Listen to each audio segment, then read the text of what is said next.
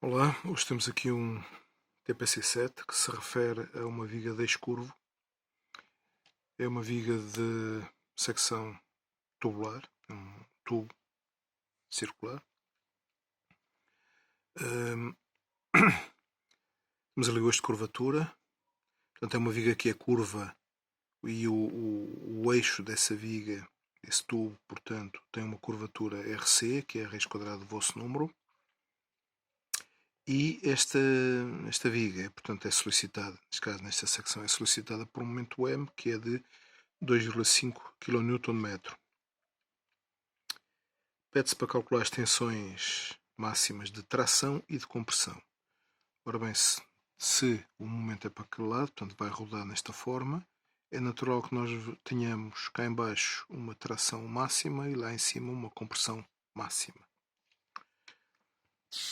Ok, vamos começar pelo menos.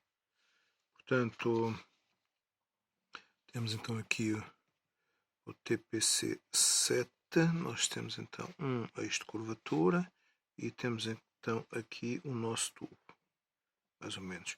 E este centroide, digamos, centro desta secção, está a uma distância designada por RC, que é então a raiz quadrada do vosso número. A tensão é dada por uma expressão que é sigma igual a M, R menos R, já vamos ver o que isso é, sobre A é R. Ora bem, o R é o raio de curvatura do ponto onde queremos calcular a tensão. Portanto, vamos calcular cá em cima, cá em baixo, são os pontos mais longe do eixo neutro, que não é isto que aqui está, isto passa pelo centroide, mas nas vias curvas o eixo neutro está sempre ligeiramente acima. Mais acima, quer dizer, mais próximo do centro de curvatura e tem um raio R, esta linha neutra, este eixo neutro. Cuidado que há aqui uma distância muito pequena entre o centroide e o R, a linha neutra, a que designamos por E. É este E que aparece aqui em baixo, na expressão. Tem que ser calculado com muito rigor, porque é um valor extremamente pequeno. Ora bem, não é, vamos lá ver, o rigor não é no E, o rigor é como o E é igual à diferença entre o R barra e o R centro eixo neutro, digamos, eles têm que ser calculados com muitos algarismos que estão errados quanto à regra dos algarismos significativos, mas tem de ser para que o E tenha alguns algarismos significativos, porque eles vão ser quase iguais. Portanto, se são quase iguais, sei lá, por exemplo, um é 100 e o tem 99,9. Se nós fizermos esta diferença, dá 0,1. E 0,1 só tem um dígito, um algarismo significativo, e devia ter 4, começa por 1. Não é? Portanto, temos que pôr demasiados, temos de exagerar nos algarismos significativos, tanto do R barra como do R. Já agora o R barra, que já é dado e é igual ao RC. O grande problema aqui é o cálculo do R. Como esta secção é uma secção composta, é, digamos, composta por um círculo exterior de 25 mm de raio, 50 diâmetro, e depois um por dentro que vamos tirar com 19 mm de raio. Portanto, digamos que a nossa secção é igual a uma secção de fora menos uma secção de dentro. Esta tem de raio 25, esta tem de raio 19.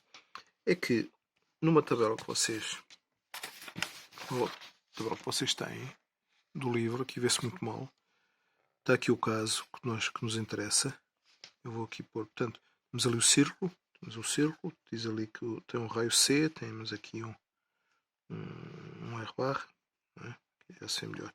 E o R, neste caso, é dado por 1 meio de R barra mais a raiz quadrada de o R barra ao quadrado menos o C ao quadrado.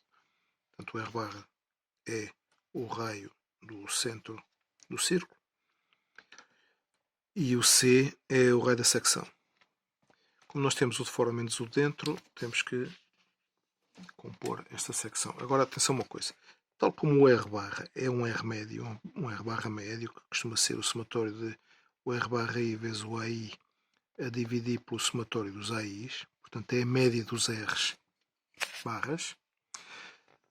Também o R maiúsculo é a média das curvaturas. Portanto, o inverso do raio chama-se curvatura.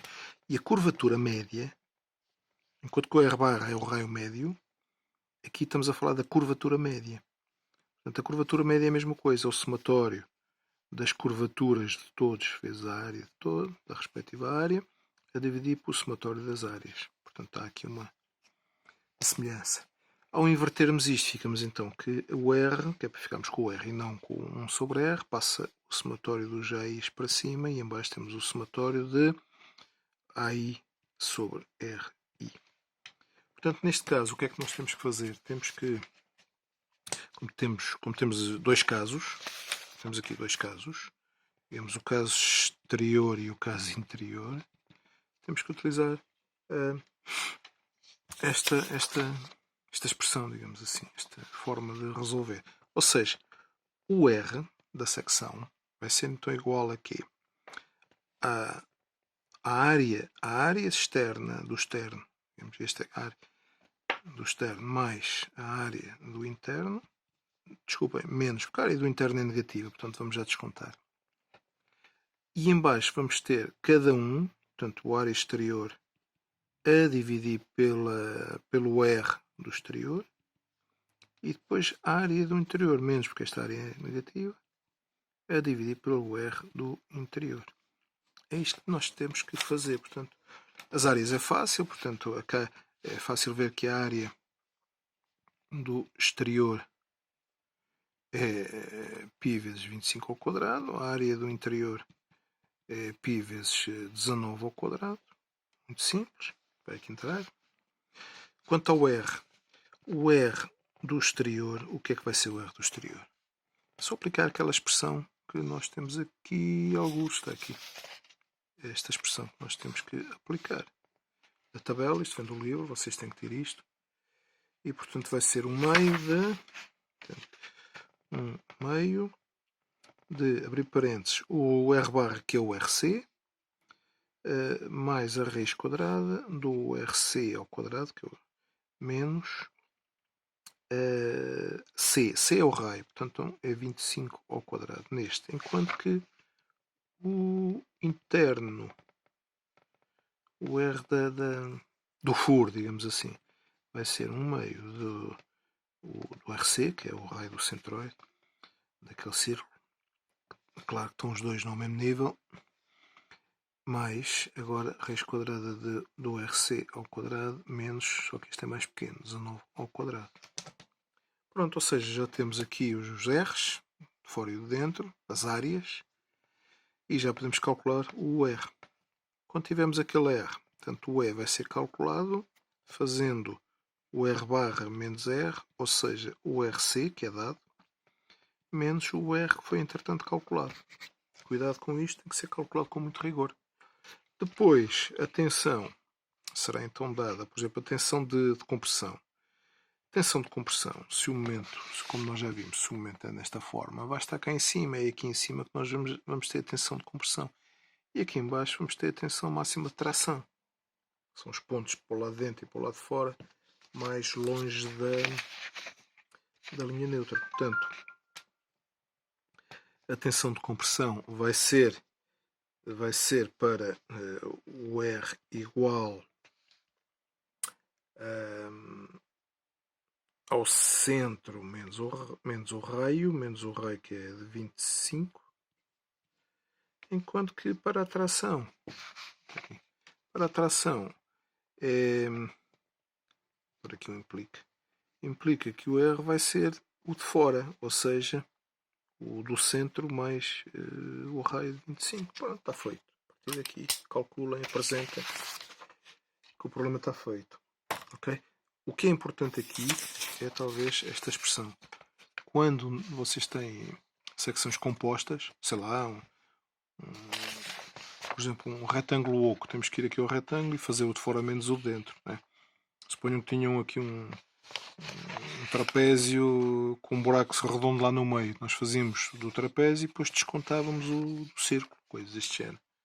Por exemplo, as vigas aí somam-se vários retângulos. Divide-se aquilo em retângulos, depois é de um, dois e do outro. Um, dois, três. Mas a soma, digamos, desses retângulos terá de ser sempre feita com uma expressão deste género. Ok? Em que cada R se vai tirar à tabela. Pronto, isto aqui é importante. Tentem fazer isto, ponham dúvidas. Não se esqueçam do rigor no cálculo do E. Só aí é que é preciso, depois esqueçam. E a apresentação dos resultados deve ser feita como de costume. 3 algarismos significativos ou 4 se começar por 1. É que se o E não for calculado com muito rigor, reparem, como ele entra. Onde é que está? Está aqui. Como ele entra em denominador, isto, se ele tem um erro grande, isto vai dar tudo errado. Está bem? Portanto, tenham muito cuidado com o E. Tchau, trabalhem.